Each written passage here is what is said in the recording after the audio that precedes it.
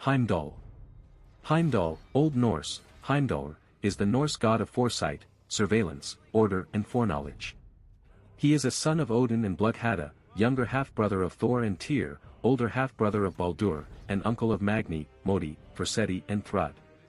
Notorious for being the bearer of the legendary Gjallarhorn and famous for his role as the watchman of the Aesir, his cleverness is matched only by his utter loyalty and his desire to prove himself to the All-Father, whom he seeks to protect at any price. This irremediably makes him a major antagonist in God of War, Ragnarök, not to be underestimated. In the Norse mythology. In Norse mythology, Heimdall is a god who possesses the resounding horn Gjallarhorn, owns the golden-maned horse Gulltoppr, is called the Shining God and the whitest of the gods, has gold teeth, and is the son of 9 mothers, who may represent personified waves, who are Bara or Drafn, Bloodhada, Bilge, Dufa, Hefring, Himingliva, Hran, Kalga, and Un. Heimdall is attested as possessing foreknowledge, keen eyesight and hearing, and keeps watch for invaders and the onset of Ragnarök while drinking fine mead in his dwelling Himinjord, located where the burning rainbow bridge Bifrost meets the sky. Heimdall is said to be the originator of social classes among humanity and once regained Freya's treasured possession Brisingamen while doing battle in the shape of a seal with Loki. Heimdall and Loki are foretold to kill one another during the events of Ragnarök. Heimdall is additionally referred to as Rig, Helinski, Gullantani, and Vindler or Vindler. Heimdall is attested in the Poetic Edda, compiled in the 13th century from earlier traditional material, in the Prose Edda and Heimskringla, both written in the 13th century by Snorri Sturluson, in the Poetry of Skalds, and on an Old Norse runic inscription found in England. 2 lines of an otherwise lost poem about the god, Heimdallargaldr, survive. In the God of War series, Heimdall was born from the marriage of Odin and Bloodhada. Heimdall grew up in Asgard alongside his younger brother Baldur, and as an adult, he was given the Gjallarhorn by his father and was tasked with protecting Asgard and warning the Aesir when Ragnarök begins. During his years of service, Heimdall engaged in many battles and fights, and was never once touched or harmed thanks to his enhanced senses. On one occasion, Heimdall participated in the pacification of a rebellion being thrown by the dwarves who resided in the realm of Svartalfheim. He personally branded Durlin, the leader of the rebellion, as retribution for his treachery. God of War, 2018. Though Heimdall does not appear in the game, when Kratos and Atreus receive braided mistletoe arrows from Sindri, he mentions that they are straighter than Heimdall and perfectly weighted. An image of what appears to be him can also be seen in one of the travel towers at the Lake of Nine. God of War Ragnarök. Near the top of the gigantic wall between the Midgardian village and Asgard, Heimdall appears to greet Atreus before he can finish getting up the wall. He is in disbelief when he hears him explaining he's a guest to Odin. He then questions why Atreus wasn't taken to Odin directly and instead had to climb up the wall. Still in disbelief, Heimdall tries to throw Atreus off and down to his death, but Atreus manages to grab his arm and comes up with the excuse that if he was dead, Odin would be extremely angry at Heimdall if he was telling the truth, even going as far to identify himself a Jotun, true. Heimdall doesn't take kindly to this because the relationship Jotuns have with the Aesir isn't a good one. After Atreus promises that he's not an enemy, Heimdall reluctantly helps him up to his feet and takes him to Asgard, insulting him along the way, thinking that he has selfish intent as to why he wants to see Odin. Making it into the village of the Aesir on the back of Heimdall's beast Gulltoppr, Heimdall is insulted to hear that Atreus knows nothing about their culture, such as when he thought all Aesir were gods and a giant built the wall that was supposed to keep out giants. Brought to Odin's great hall, Heimdall reveals that he has no intention of letting Atreus speak to Odin and calls over some soldiers to test out their new, practice dummy, because he completely misunderstands Atreus's intentions to be treacherous. After watching from a distance as all Einherjar are defeated, Heimdall joins in the fight and bullies Atreus, not taking the boy seriously at all, and shows excellent dodging techniques as Atreus cannot secure a single hit on him, his arrows not taking in any effect either as he keeps on reflecting them. Insult after insult are hurled, eventually though Heimdall has enough playing around and kicks Atreus to the ground. Thunder is heard from nearby and Heimdall expresses annoyance because it's most probably Thor coming to ruin his fun. Catching an incoming arrow from behind, the cocky god goes to finish Atreus off, but Thor stops him from going any further. Their conversation gets a little heated, but ends when the thunder god intimidates him into backing down. Heimdall insults him by saying that he makes him sick. Odin arrives and is a little angry at Heimdall for the dirt he put all over Atreus, so Heimdall answers innocently that Atreus is treacherous and means to betray him. He has a smirk to see that Odin took his side for a second, until he's surprised to see that he was only joking. Along with Thor, he's told to go away, much to his confusion. He almost becomes jealous to hear that his superior is all over Atreus, walking away after apologizing and respecting the All-Father. Assigned on a mission by his father, Heimdall goes to Helheim with Atreus and Thrud, who calls him a boor as soon as he leaves to fulfill his objective.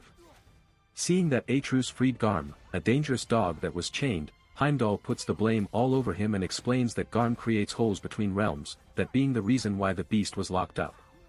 He questions Thrud's loyalty when she calls it an accident, making her angry enough to try to hit him. She gets angrier when he starts to insult Thor, her dad, and calls him a fat, drunken utter piece of trash. It then gets personal when he goes too far and talks down on Thrud's dream to become a Valkyrie, stating that she'll never become one because Odin wouldn't think her worthy of that title. Luckily, Atreus manages to hold her back. Really excited to see Odin's face when he hears what just happened, the cocky god is in a real hurry to get back to Asgard and rubs the shame all over their faces while they do so. When they return from Helheim, Heimdall explains everything and tells the two to get out so they can have a private talk. Throughout most of the game, the cocky god is everyone's main target from then on to stop Ragnarok, as he has the very thing that'll start it, Gjallarhorn. Kratos sets out with Brock to find the lady, and her abilities allow her to create a powerful god-killing weapon made from Draupnir, its primary target being Heimdall. When a rescue party is sent to go rescue Freyr from the Einherjar, Heimdall, atop his beast Gulltoppr, attacks Kratos and Freya, calling Freya by the name Queen Mistletoe because of Baldur's vulnerability to mistletoe. Before they start fighting, Kratos persuades Freya that Freyr needs her help more than him when it comes to killing a god, though Heimdall threatens her that he'll come after her just as soon as he's done killing the god of war. Kratos then attacks the mounted Heimdall, killing Gulltoppr. Heimdall then continues the fight on foot, constantly managing to dodge melee attacks and reflect ranged ones. After much effort, Kratos manages to lay the first scratch the god has ever felt in his entire life thanks to the Draupnir spear. Things then get more serious because of this and Heimdall starts to take the battle more seriously.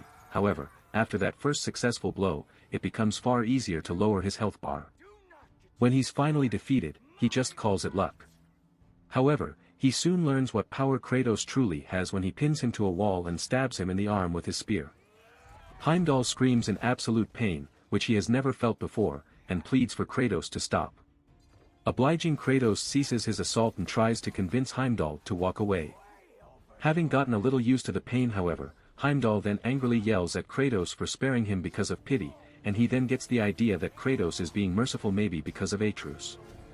This makes the god furious and so he tells the god killer that his son will be dead the next time they lock eyes with each other, and an enraged Kratos blows up Heimdall's arm as a consequence. Despite this, Heimdall refuses to step back or die and uses his power to regenerate another arm out of Bifrost energy to keep fighting. Throughout this final fight, Heimdall goes all out on Kratos, but pays the ultimate price for his stubbornness. Enraged by Heimdall's constant taunts and threats on his son's life, Kratos completely loses it and lets his anger control him, pummeling Heimdall to an absolute pulp. To make the god pay for his mouth, Kratos chokes him with Mimir desperately shouting in the background for him to calm down and stop, knowing that Kratos doesn't want to go back to his old ways.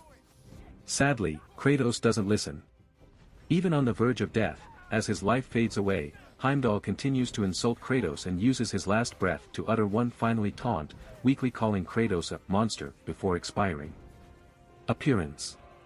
Heimdall is portrayed as a slender young-looking and rather handsome man of average height. He has pale skin and light brown braided hair. His eyes are his most unique traits as they are glowing purple with no sclera and he has golden teeth.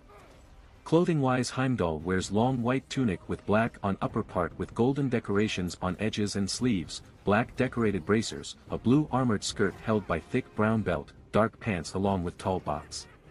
Personality. Heimdall was described as a loyalist and true believer in Odin's cause. As such, he is incredibly loyal to Odin, but he will try to go against Odin's will if he senses a threat to the All-Father. He is snarky, condescending, and held a great deal of confidence in his abilities to the point of arrogance. This is best seen when he belittled Atreus and Thrud, as he knew that they are inferior to him in power. Despite his power, Heimdall is fearful of people of greater power, as he backed down from harassing Atreus due to Thor's intervention. Even then, he is vindictive and cocky, as he believed he could take down Kratos despite the knowledge of the man's horrible deeds and reputation.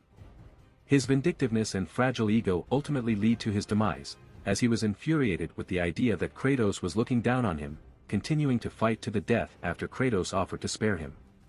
His foresight is something he held in great confidence, as it was the one power that puts him in a place above the others. In addition, he doesn't view people highly, as he can see a person's mind. Odin himself notes that Heimdall's powers of perception are blatantly imbalanced by his inability to think things through, which is a very bad if not dangerous combination to harbor in a person. Even Sindri remarks that the mistletoe arrows he gifted to Atreus are straighter than the watchmen of the Aesir. Furthermore, the Huldra brother mentions that Heimdall is unpopular at parties, showing that even among the Asgardians, he is widely held in contempt. Even Atreus remembers him as a complete jerk. In the Great Lodge, he is seen drinking mead away from the rest instead of socializing with any of them. Ultimately, as Odin predicted, Heimdall's arrogance and short temper become his downfall, getting reckless during his fight with Kratos after the god of war only got a single hit in and refusing to stand down when the latter offered him mercy. Powers and abilities. Powers. As an elite Norse god and an Aesir, Heimdall possessed immense superhuman physical abilities and supernatural powers. It can even be assumed that since Heimdall is one of Odin's sons, his natural Aesir abilities are far more developed and stronger than other Aesir who are not of Odin's bloodline. Heimdall possesses immense skill and combat capability, personally trusted as the Watchman of Asgard and the left-hand servant of Odin himself, famed for never being harmed or losing a battle thanks to his vast senses, according to Mimir and Sindri. Only Odin, Thor and Tyr can surpass him. Immortality. As a Norse god, Heimdall is immortal. Only a sufficiently powerful weapon or an extremely powerful being can kill him. Enhanced senses. Being the god of foresight, Heimdall can hear and see things in the 9 realms further than anyone else down to the smallest detail. Superhuman strength. As a god and one of Odin's sons, Heimdall possessed incredible strength, to the point where he was able to punch Kratos several feet into the air and knocking him away when using Bifrost. While inferior to the former god of war, Heimdall was able to briefly grapple with Kratos and stun the Greek with his blows. Heimdall casually overpowered Atreus and Thrud in single combat and was also able to shove his hand into the ground and lift out a sizable chunk of stone, throwing it a great distance. Superhuman durability. As one of the most powerful Aesir gods, Heimdall possesses tremendous durability, being able to endure many hits from Kratos and Draupnir's spear and still could fight after having his arm blown up. However, he isn't as durable as other Aesir gods, as Kratos was able to make him bleed with single punch and is vulnerable to explosive and physical trauma. Superhuman speed. During the battle with Kratos, Heimdall was able to move at extremely fast speeds around him to the point of almost looking like teleportation at times. Even in point-blank range, Heimdall has superhuman fast reflexes, capable of dodging and parrying superhumanly fast attacks and casually dodging arrows, blasts of lightning or Kratos punches. Magical energy manipulation. Heimdall could utilize energies from the Bifrost Bridge to attack his enemies with projectiles, make prosthetics in case of injury, and coat himself in protective armor to nullify attacks. Conjuration. After losing his right arm to Kratos, Heimdall was able to conjure up a spectral version of his arm out of Bifrost energy to act in place of the one he had lost. This spectral arm works just as well as his actual arm and was corporeal despite its appearance looking intangible. In addition, he was able to summon spectral armor around his body which protected him and allowed him to deal out extra damage. He could also infuse his energy arm with even more power so that it would explode on impact with a target before reforming it, and on several occasions he sent shining boulders flying at Kratos. The Bifrost energy also increased his physical strength, allowed Heimdall to punch Kratos to a great distance away. Foresight. Heimdall is able to see a person's next moves and intent by locking eyes, even to the point of being able to read another person's mind and thoughts. However, this precognitive capacity is based on the extent of the observed party also being consciously aware of the moves they are about to make, diminishing Heimdall's ability to anticipate them if they were randomly executed and not necessarily planned. Therefore, he can be struck through pure chance. Brock notes that one can bypass the god's foresight by overwhelming his senses via forcing him to focus on more than one target at once.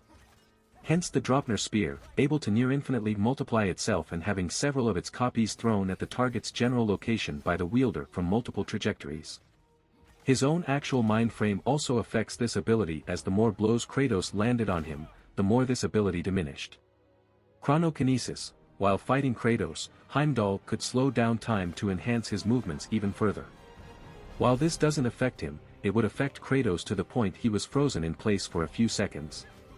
Basic combatant. Heimdall is a capable combatant with hundreds of years worth of experiences, capable defeating any opponent thanks to his unique senses, foresight and speed, which allows him to defeat nearly anyone without much trouble.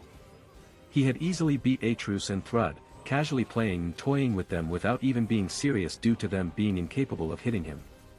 According to Mimir, Sindri, Freya and Heimdall himself, he has never been defeated or even touched by those who challenged him until he was defeated by Kratos, whom was able to learn and adapt to how his foresight worked and was able to kill him. The extent of Heimdall's actual fighting abilities comes down to pushes and shoves and strikes with the hilt of his sword. When that doesn't work, he will begin to throw large haymakers, showing his lack of actual fighting skills. Swordsmanship. Heimdall is a capable swordsman and able to use his blade Hofu and his reflexes to parry blows and disable opponents by quickly bashing them with the handle of his sword.